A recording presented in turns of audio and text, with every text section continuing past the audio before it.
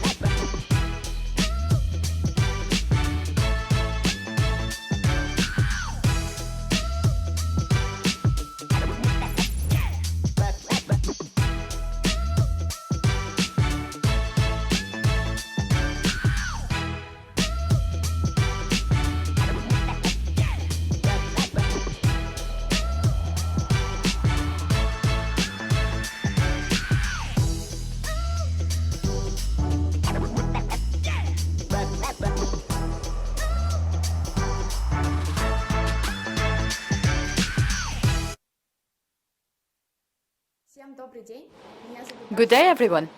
My name is Daria Khamaza. Originally, I'm from St. Petersburg, but now I live in Dilijan, Armenia, and I study at an international school. And today, I have with me Lilia Brainis, head of charity foundation Shalash.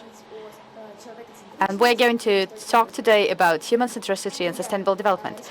So, Lilia, can you say a few words about your project and how you arrived at the conclusion that you should do it and what you're doing?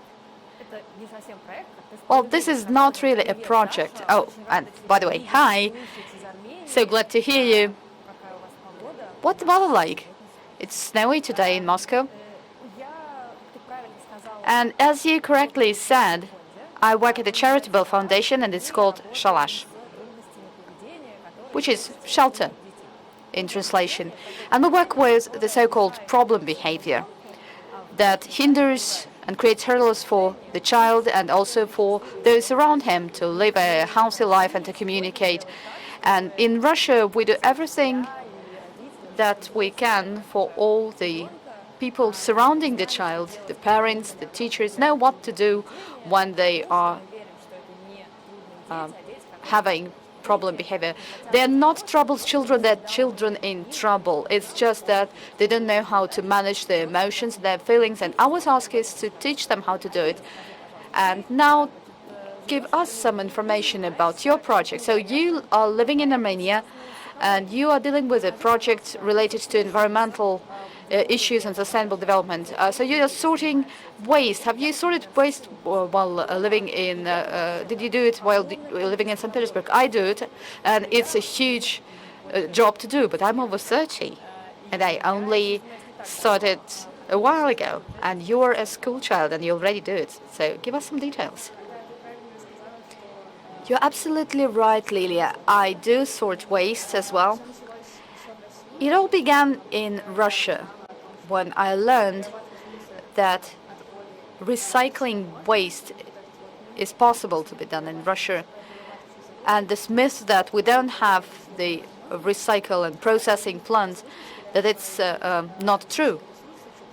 This myth broke down when I studied particular resources, so I agreed with administrators of our St. Petersburg school to organize a separate collection of waste on all the stories of our building in schools, and I thought that why not try and do it in other schools? So we created a team and started to help other schools to organize things like that and have all kinds of environmental projects. Right now I'm studying, like I said, an international school at Armenia, and I'm involved in many other interesting projects, including Che-che plastic bags, which translated from Armenian means no plastic bags, because the biggest issue with environment is that it's very difficult to process waste here, and plastic bags get to the landfills, and we're creating an alternative. We create workplaces thereby, and we also manufacture non-disposable multiple-use bags. And you mentioned grown-ups, and I would like to learn from you. How do you think grown-ups can motivate teenagers and help them develop and become freer at mind? You know, Daria, oftentimes when grown-ups ask me questions, they ask about this same thing. How do we motivate teenagers? As if teenagers is a different species, and you have to motivate it in a particular, different kind of way. But the answer is pretty straightforward. Any person, be it a child or a teenager, is motivated by Albert Bandura's theory. Children follow example. They don't trust words, they trust actions. And if a grown-up acts a certain way, then children and teenagers will just reproduce this type of actions. And also there are two types of motivation: success motivation and avoidance of mistakes motivation. And some people are afraid to do things because they're afraid to make a mistake. They are sure that their effort are not going to render any results. So if grown-ups stop punishing for being lazy, stop frightening him, but rather say you tried and you exerted an effort and you achieved something, and if you thus focus on the result, then the teenager will have greater motivation. Obviously, oftentimes we want to work with like angel robots, and you give them a challenge and they go, oh yes, a challenge, I'm so happy to have a challenge, and this is their own motivation, a challenge. Well, that's not something you find very often. So an important thing for people is to hear that they're being appreciated and praised and their effort renders result, and we should mention how many very important things they have already achieved and will achieve in the future. You know what I'm interested in at this point? How did you manage to convince, being a school child, how did you manage to convince both your peers and the administrations, the grown-ups, to be involved into sorting waste? Because I'm a grown-up and sometimes I fail to do it, although all the conditions are already in place. How did you indeed motivate it? How did you motivate the people around you? You probably experienced certain resistance, didn't you? Well, thank you. This is a wonderful question. Oh, those days when we just began, I was so intimidated. I was so afraid to come up to our a schoolmaster, but then if you know why, you would push forward. And we created this trend without even explaining why. It all began by explaining, well, that this is a great thing to do, and people just joined in. Sometimes it was pretty challenging to balance the studies and exams and environment. And speaking of that, what do you think of the issue of not having a burnout? How to keep your motivation and keep focusing on yourself as well? Oh, this is a very important question. Best minds of today try to find answer to this question, in fact, and it's great that you word it so concisely yet so deeply, because it comes from this idea of taking yourself seriously and taking your personality seriously. When you mentioned that the things that pushed you forward, you mentioned meaning. Well, meaning is a very important thing. I love Viktor Frankl, you probably heard of him, a man in a search of meaning and say yes to the life. And he wrote those books after he was at a concentration camp during the Second World War. And he formulated the so-called logotherapy principles, that people can suffer if they understand why they're suffering. But it's also very important to remember about yourself, to remember that we have our friends, other parts of our life, not just the great goal, the environment, for example. We also have our personal life, our friends, whatnot. This is the start. It's important to understand that apart from the big meaning, we have some other things that make us happy. The other things we want to spend our time on, our lives on, indeed. And it's very important not to forget about yourself. And by this, I mean remember yourself and not turning down your desires. For example, today you want an ice cream rather than sorting waste. And you should follow this wishes and desires, because people who are involved in this meaningful, charitable things, social things, they sometimes feel ashamed that they're not spending 100% of their time and energy on that, and that they want, say, a wonderful dress or stay their time doing nothing. No, this is important. Dresses are important. Staying alone with yourself is important. So do search for the things that bring you not just meaning, but also things that make you happy, and stay rested. Staying rested is important, and find the point at which you stop working. You know, the meaningful work that is all about realizing your personality rather than money has a tendency to fill all the space it can access. So you have to stand your borders, you know, stay and call it a job, because it is a job. It's not.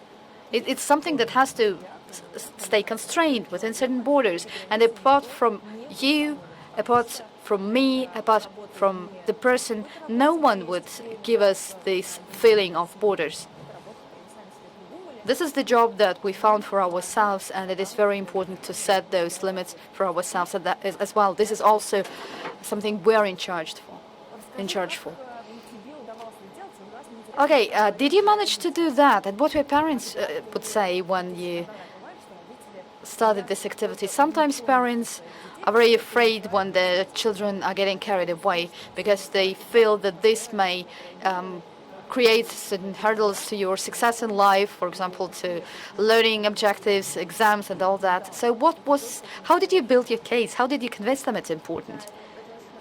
Oh, that's a wonderful question. Thank you. I was very blessed because my parents supported me and support me till now.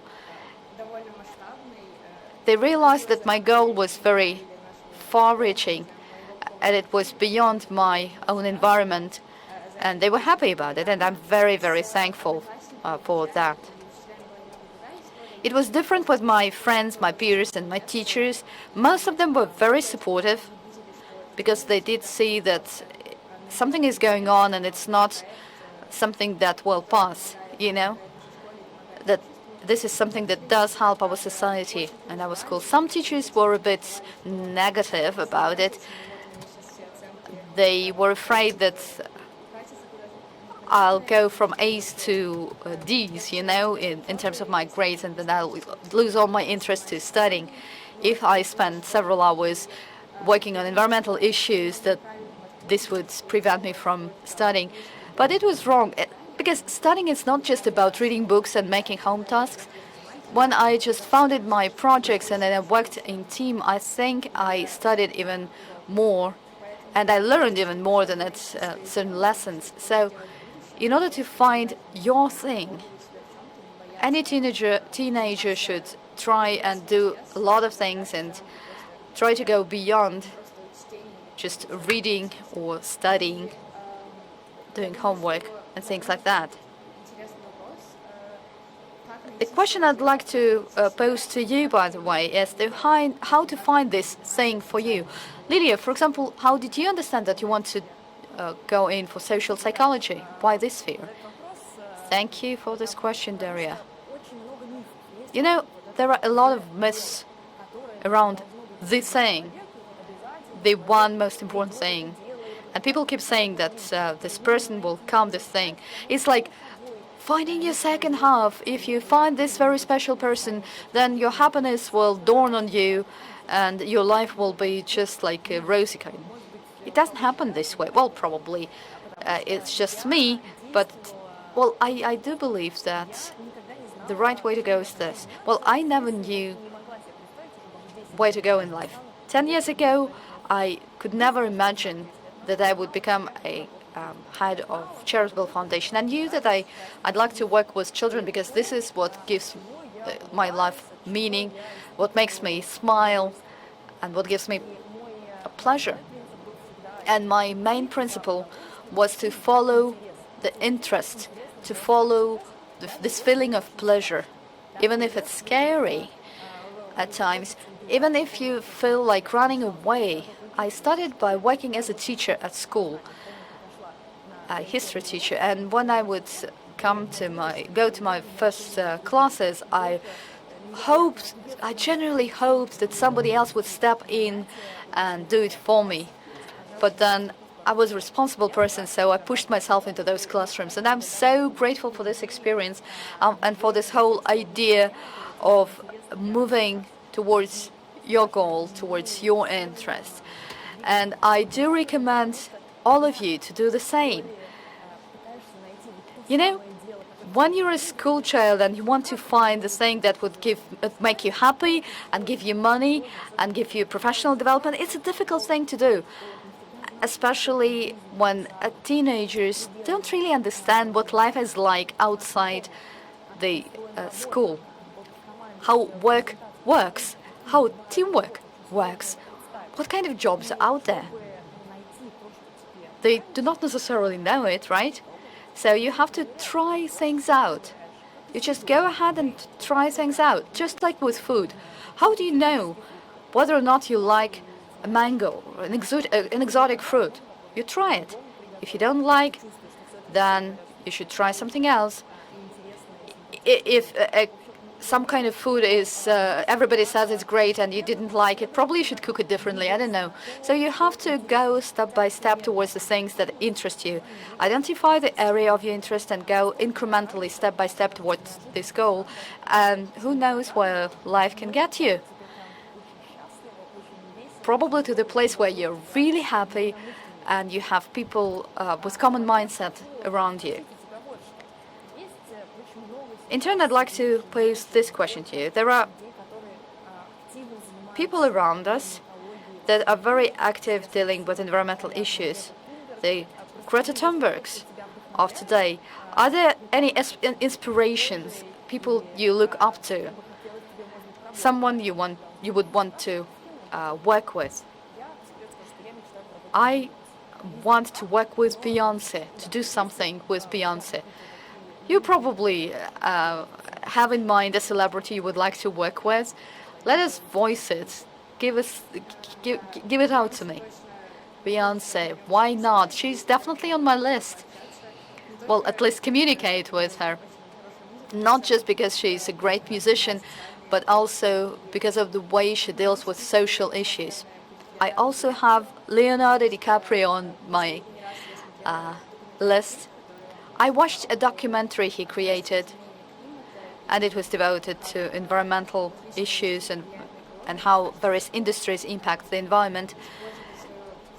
And it's great to, the fact that he uses his position and standing as an actor to create meaningful projects is a very important thing. And so I'd love to talk to him. As far as Greta Thunberg is concerned, she's definitely one of my inspirations. And I actually saw her in person once, talked to her just very briefly at a climate conference. I'm very much inspired by teenagers, not just celeb teenagers, but my peers as well. Because I have a lot of people around me who go in for something really interesting, really meaningful, coping with challenges, and they are my true inspiration as well. Because I do believe that teenagers, or rather any person, irrespective of age, can change life around them. But this year, unfortunately, we did have the constraints, for obvious reasons, related to the pandemic. So my question is, how about you? Did it impact the way your charitable foundation, Shalash, works? Well, we are no different than anybody else. We had this emergency remote teaching thing.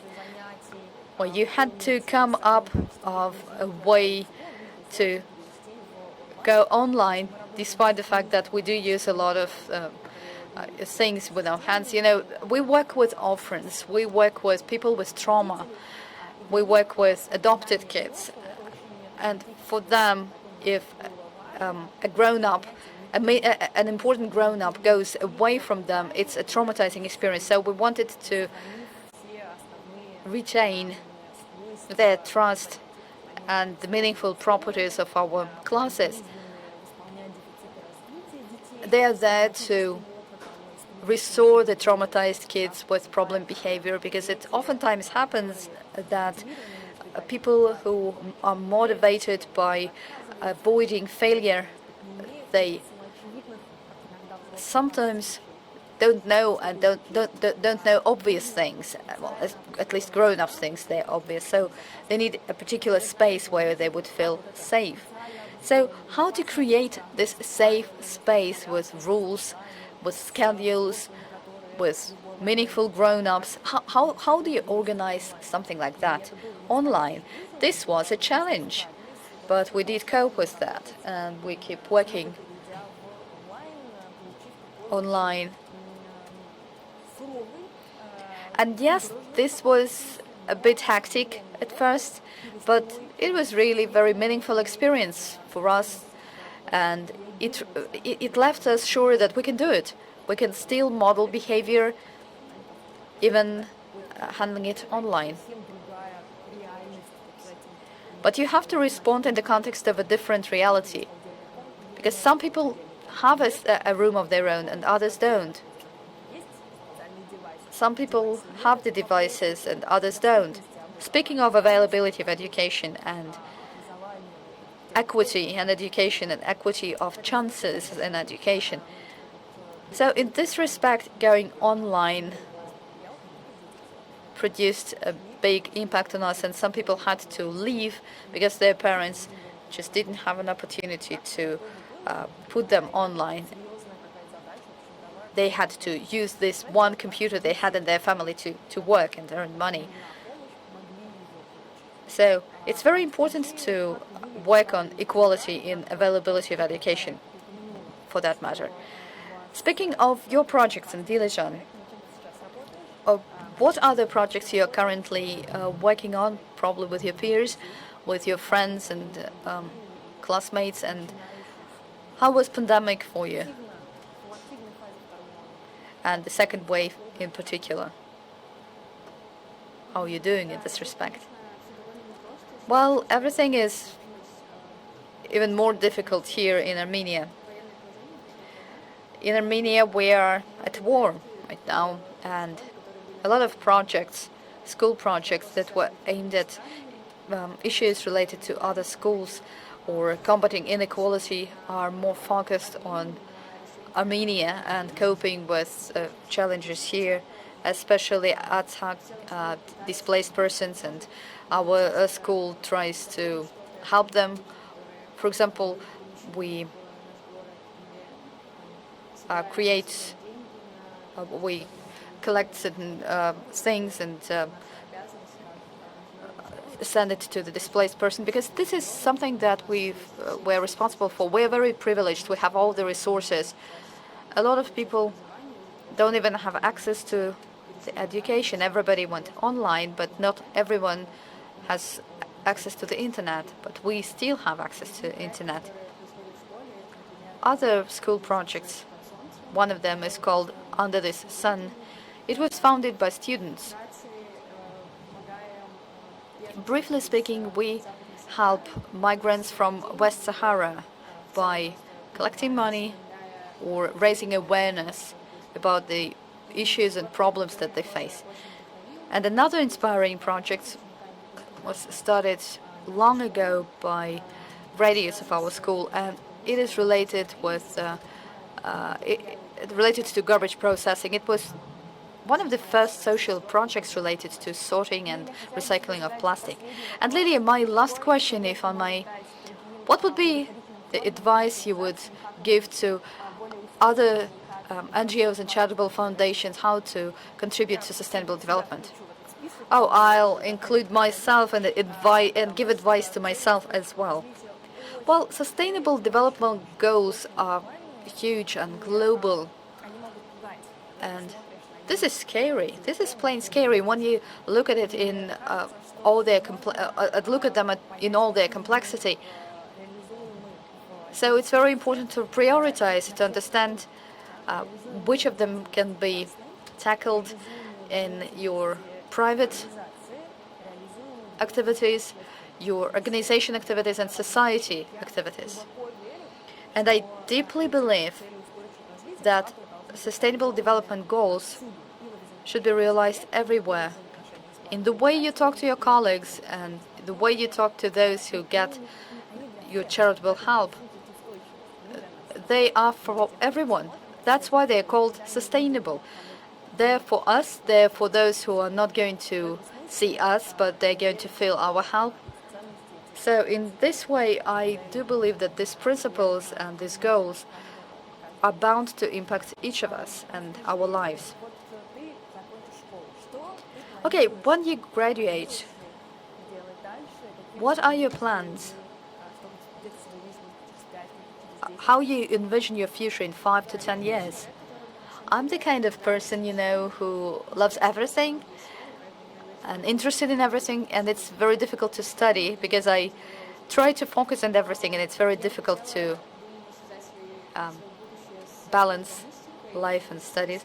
But urban studies and social entrepreneurship are the areas of my interest. It's very much related to what I do in Armenia and I used to do in Russia.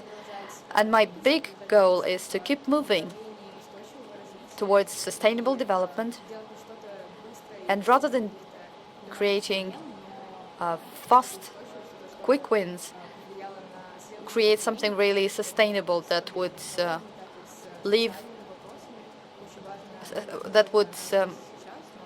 go beyond my lifespan and would help the next generations. So I would really want to get education and to keep helping the society I live in. Thank you very much. Everything you say is very, very insightful and inspiring. I'm sending you my support, and it's great that you have people that think alike, and it's great that you have accumulated experience in convincing people around you and engaging them in your activities. I trust that this is where future lies. Engaging those who don't believe it's for you.